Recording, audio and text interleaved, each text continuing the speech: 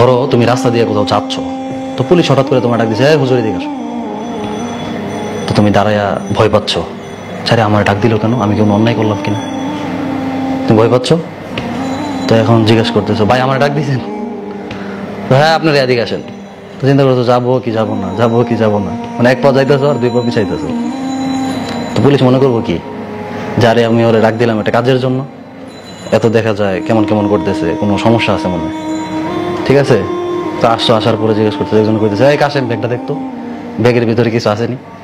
হ্যাঁ, তো ব্যাগের ভিতরে খুঁজছে আর কিছু পায় নাই, ঠিক আছে। তোমার কাপড় চোপড় বই, সন্দেহ, তাহলে কিছু না থাকলে সে এমন করলো কেন, সন্দেহ করবে না?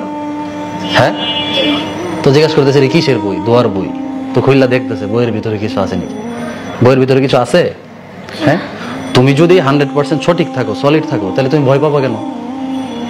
পুলিশ ডাক দিলে ভয় পাবা? ডাক দিছে, হুজুর এদিকে আসেন, গিয়ে আসসালামু আলাইকুম ভাই, ভালো আছেন? হ্যাঁ, ডাক দিয়েছিলেন, কিছু বলবেন? কনফিডেন্স থাকতে হবে, নিজের প্রতি কি থাকতে হবে, বিশ্বাস থাকতে হবে।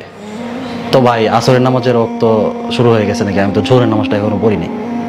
তো যদি জোহরের নামাজের রক্ত যদি থাকে, তাহলে তুমি ঘুরে দেখে বইলা দিবা যে হ্যাঁ এখন নামাজের রক্ত আছে, পড়তে পারবেন।